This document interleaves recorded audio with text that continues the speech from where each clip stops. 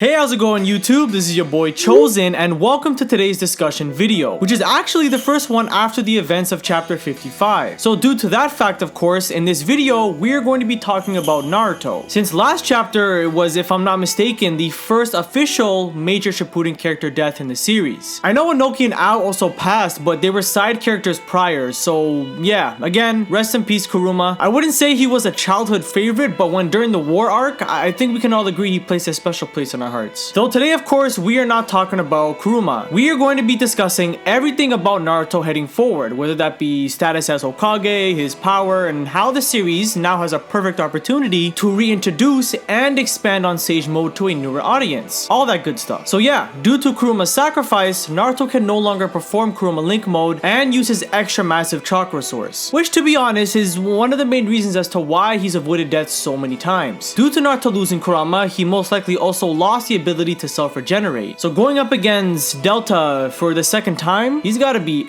extra careful because he can't be as careless anymore against higher level enemies. But don't get me wrong though, even without Kurama, Naruto still possesses very high chakra reserves due to his bloodline, but having Kurama with him in battle was always that backup in case he got himself in any hot situations. Now, one of the most talked about topics as of now when it comes to Naruto is if he can still use Six Path Mode after losing Kurama. Well, one of the misconceptions a few people have with this mode is that this is when Naruto is officially in Six Path Sage Mode, which is 100% false. The transformation itself isn't what determines when Naruto's in the mode, it's his eyes. The best example to back up this claim is Naruto kicking away Madara's Truth Seeker Orb that he sent that guy in order to finish him off. It wasn't until when Naruto and even Sasuke obtained half of Hagoromo's Six Path Chakra that this became possible, as if anybody else were to touch the orb, they would die. The cloak, however, is literally the stacking effects of KCM2 Sage Mode, which was the transformation Naruto had prior. At this point, Naruto was just way too durable and could easily tap into each and every tailed beast like we saw him do against Kaguya. The issue here, however, is that there's a claim going around that Naruto cannot access Six Path Mode regardless without having access to each tailed beast. For this one, I had to go back to Shippuden and double check on some things. I went back to the conversation between Hagoromo and Naruto to reread and see if anything about this was mentioned, and unfortunately it was not. The one thing I did see, however, was when each tailed beast slowly started to appear, and as Naruto asked why they are inside of him, they said it was due to Obito giving them the stolen chakra of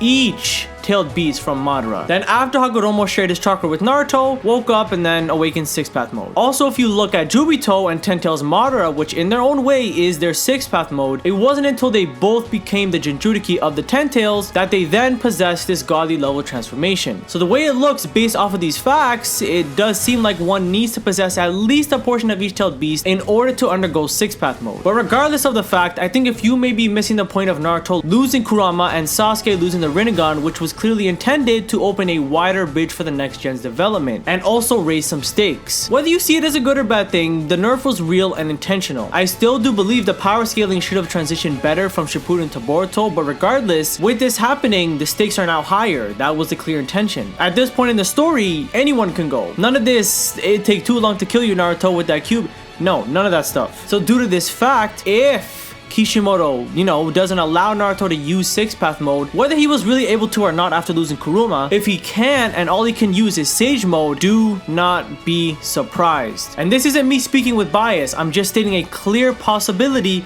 that could happen. Literally in this new chapter, Kurama himself says you don't possess superhuman strength anymore. If Naruto could still use Six Path Mode, right? And also when you look at Sasuke and him losing the Rinnegan, which everyone should know does not mean he also lost the chakra given to him, when you look at the fact that he cannot perform Six Path techniques anymore, why would Naruto be allowed to? Both of them got a massive downgrade in power after this arc, which was intentional. So again, for the last time, if Kishimoto only restricts Naruto to Sage Mode and Sasuke to EMS, do not be surprised. I'm gonna say that now, because for sure next chapter, which is going to be one of the most anticipating things about it, we are most likely going to learn the true state of Naruto and Sasuke, as it was clearly hinted at when Kwaki's aftertext was bolded. If Naruto, of course, still gets to use Six Path Mode, cool. Trust me, I'm not complaining. But if not, regardless, like I said at the beginning of the video, this direction for Naruto's character could open up a reintroduction for Sage Mode. For those who may not believe it, yes, there are people who've watched Boruto and nothing of Naruto and Shippuden. I personally know of someone like this, so this is not bullshit. There are probably also a lot of younger kids who are watching Boruto right now like how we watched Naruto and Shippuden growing up. They don't know what the hell Sage Mode is, and the one thing I can also praise about the anime is the fact that some of these anime canon episodes spend time reteaching certain events in part 1 and Shippuden. My memory isn't too clear on it, but I do remember an episode where part of it was focused on the dark history of the Hyuga clan. That's just one example. And obviously, with the clear intentions of keeping Naruto alive, who is an iconic and legendary character, regardless if you look at him like a side character in Boruto, he's most likely still going to have some sort of relevance in the story, besides just being Hokage. And what better person to reintroduce this mode than the man who invented it,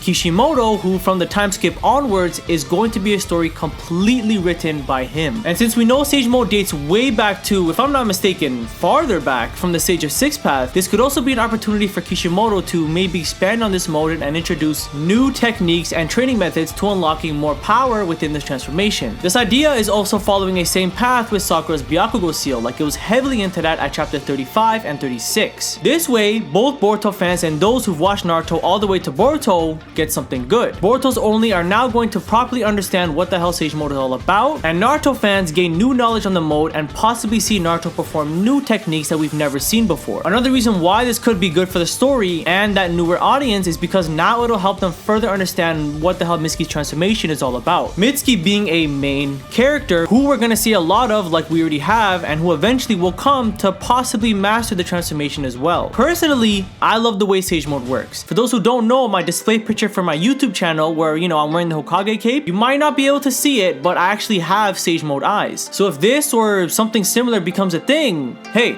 I'm all for it, trust me. Sage Mode is also one of the reasons as to why I love Mitsuki and cannot wait to see what other techniques he comes to use in the future. But like I said earlier, the future of Naruto and Sasuke's abilities will most likely be revealed to us in chapter 56, for what I assume to be right before the time skip. And that is going to be all for today, ladies and gents. If you enjoyed today's video, I'd very much appreciate a like and a sub if you're new. Let me know how you guys feel about the series heading into a direction where they could reintroduce this mode and also expand on it at the same time. Thank you guys for watching all the way until the end, and I'll catch you on the next one.